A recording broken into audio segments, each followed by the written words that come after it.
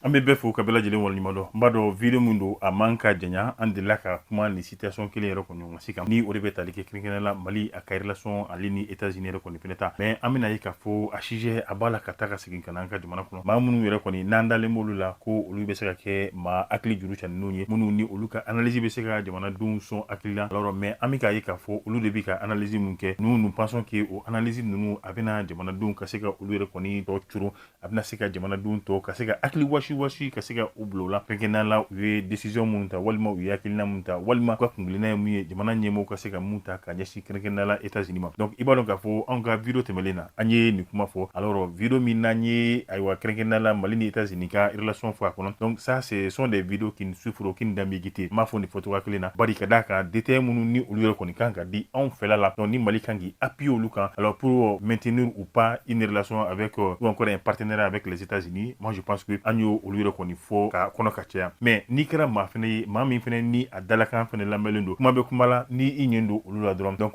ni a kuma ninnu n'a tɛ sababa kan au lieu que i ka ɲali kɛ i bɛna se ka tiɲɛni de kɔni kɛ an ye video dɔw ye tout dernièrement video minnu kɔnɔna la olu b'a yira k'a fɔ ko Mali tɛ monogamie na ni jamana foyi ye donc u fɛla ye jumɛn ko Mali ni aujourd'hui Mali ni Russie la bɛ partenariat la c'est très bien alors olu bolo Mali kan ka partenariat diversifié moi je pense que le Mali est déjà dans cette dynamique là Mali ye a fɔ wa ale ka partenariat a diversifié len don aujourd'hui Mali ni Chine bɛ partenariat la aujourd'hui Mali ni Russie bɛ partenariat la aujourd'hui Mali ni Turquie bɛ partenariat la aujourd'hui Mali ni Iran yɛrɛ fɛnɛ bɛ partenariat fɛnɛ la donc an ɲɛ b'a la nin waati laban ninnu na États-Unis nana anw ka jamana kɔnɔ donc i b'a fɔ nin waati in na bɛɛ lajɛlen bɛ États-Unis ka mode opératoire bɛɛ lajɛlen kɔni b'a dɔn États-Unis a une diplomatie d'imposition i n'a komi an delila k'a fɔ cogoya min na donc n'a bɛna e fɛ partenariat kan hali n'o y'a sɔrɔ États-Unis y'a laɲini dans un premier temps donc ale ka volonté a b'o de imposer i yɛrɛ fɛnɛ kan mais an nana ye pourquoi États-Unis ma o décision nasuguya ta avec le Mali au lieu que u kana u ka partenariat ka se ka walima diplomatie d'imposition au lieu que u kana u kanw na mais u nana an fɛ avec négociation quelque chose maaw kan ka u miiri mun na quelque chose maaw kan ka i jateminɛ kɛ fɛn min yɛrɛ kɔni fɛnɛ la a bɛna taa laban mun na fɔ bɛɛ lajɛlen kan k'i sigi ni labanko juguya yɛrɛ di an b'a fɔ tan yaasa faamuya ka sɔrɔ la États-Unis nali an fɛ ni an sɔnna ka partenariat kɛ ni États-Unis k'an tɛgɛ di États-Unis tigɛ ma ko anw bɛ banbaaci kɛlɛ de ban a bɛna ni fɛn min ye o de ye tiɲɛni ye o yɛrɛ ye jadi ye o de ye anw ka jamana cili ye jara maa ye a ma diya maa ye an b'o fɔ ayiwa bɛnna mɔgɔ ma a ma bɛn mɔgɔ ma an b'o fɔ Mali n'est pas comme on appelle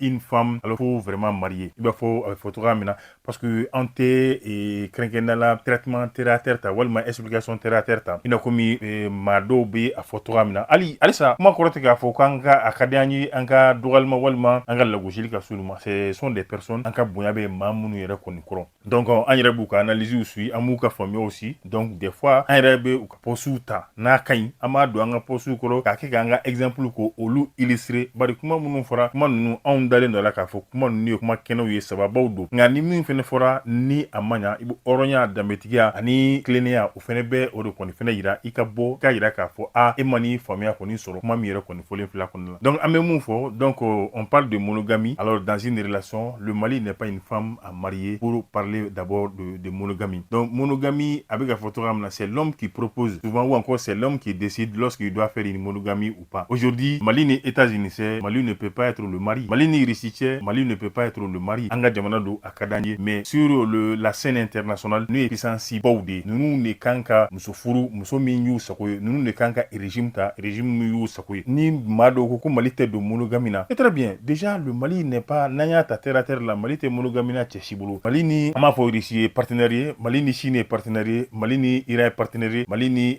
jamana caman minnu bɛ yen nɔ ni olu ni Mali ka kungilenna ye kelen Mali n'olu ye partenaire ye moi je pense que maa o maa ni i yɛrɛ kɔni bɛ faamuyaliba kɛ donc i b'a fɔ an ka jamana ɲɛmɔgɔ y'a fɔ cogoya min na déjà olu ka axe minnu ni Mali bɛ k'i appuyer olu kan o axe ninnu priorisera on se pose la question jamana minnu ni par exemple États-Unis est-ce que États-Unis bɛ o axe ninnu ka se ka olu yɛrɛ kɔni répond wa an mago bɛ laɲini minnu na est-ce que États-Unis b'o répond wa ou bien c'est pour faire un zédou aux États-Unis comme ça kɔrɔkɛ walima grand frère donc a bɛ kuma ni kuma toga la peut-être on sait pas c'est pour avoir un visa ou encore peut-être pour un petit séjour aux États-Unis et comme ça voilà États-Unis ka service a bɛ essayer ko o don jamana ka ɲɛta ni jamana ka basigi ani jamana ka sabati yɛrɛ kɔni kɔrɔ moi je pense que an kan ka bɔ ninnu kɔnɔna la donc dans un premier temps le Mali n'a jamais été en monogamie avec quelqu'un non jamais Mali ka partenaire dɔrɔn tɛ Russie jamana wɛrɛw bɛ minnu ye Mali ka partenaire ye o fɛnɛ bɛɛ lajɛlen tɛmɛlen ko ka bɔ yen nɔ donc n'i ye Irisini, États-Unis, ça, ce sont des deux pays où la vision c'est diamétralement opposé. Alors, le plus clairement dans,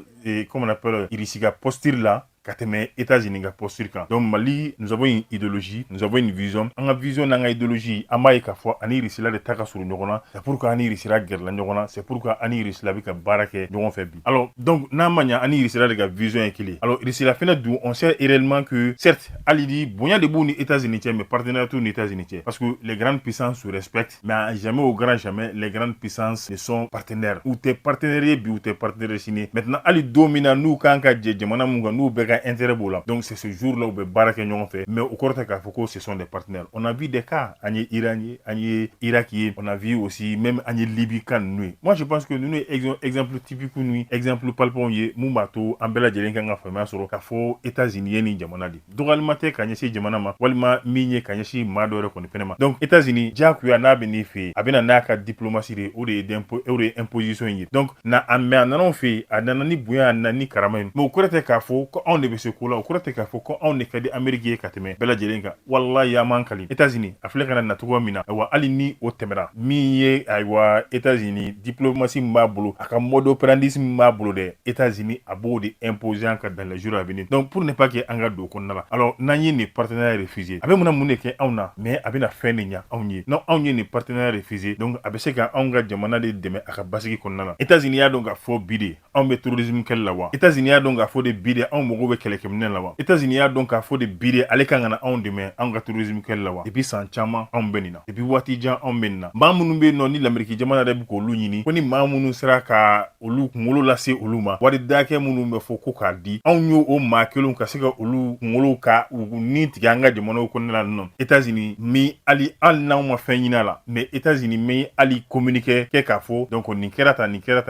mais kliwan dire de fait o de bina kani ijo on ma ko ale ba fait kana partenariat kana onyi a partenariat aujourd'hui on me se kana fa jumene sura la a se ka mogo jumene nya onyi ambe ba donga fo États-Unis ni ici al no sur Donald Trump yé tapi rouge da Vladimir Poutine mais ça veut pas dire que ou kadi mais ou nyeba la ou ga intérêt de benyogon kun c'est pourquoi ou benyogon bouyan et ça a été d'ailleurs le cas depuis des siècles et des siècles wa ambe continue to clean là donc nous flaw mana fonyogon ko yoro la ateke ici là ateke États-Unis là mais avec ou fora ngongo jamana mun la avec olu jamana odila donc pour ne pas que kanga jamana kano donc olu sacrifier pour ne pas que kanga jamana sacrifier donc nous je pense que États-Unis ka partenariat a refusé li ate fouti anga jamana na ma minya anga jamana ni partenariat ko do jie jamana ka chan ore do Chine do yi Russie do yi wa bayi jamana woro be munu fene yi do woro yi na me se ka partenariat ko li donc o be se ka mbo monogamie na ni o laini lo donc ni ma mi ta fe anga to monogamie ne la donc on va faire avec d'autres puissances mais bon monogamie kono donc voilà mais de polygamie kono comme woro koni kaduye mais une polygamie alors mumina keni Amérique koni fene yi no so anga polygamie koni lié mais Amérique de la ala nga to monogamie na o ko sani anga polygamie c'est pas du clash mais c'est une analyse d'habitude no nitan jugore ka do ni mogo do ka kuma yi ka la gauche quoi mais en réalité ni ye mado e mami fene la mene do mausi le me ka mami kono donc ni ye kuma do fo ejija akaka kuma yi kuma mi na be se ka ta jamana ka refe no ma chama mi na odeta ka analyse kenu yi donc umunu wira la gauche ka jamana la gauche ka se ka jamana la bla donc encore mais mu fa nga autour yi États-Unis c'est une puissance ni ko mu to wala na un partenariat kenu yi kan mais anga donc a fo bien situation mina États-Unis nga partenariat te en arrangé dans un premier temps États-Unis ira ka fo alete jamana fo partenariat ISAD est exemple sur mani ISAD ga deme ko message dien jamana ma États-Unis ye ajo donc a compte de wala dro ka jamana bela jelen bi dien ko États-Unis ga ISAD trafe fura do munu kun do lu kun déporter là déjà ou mais Bruxelles fin qu'on a là ou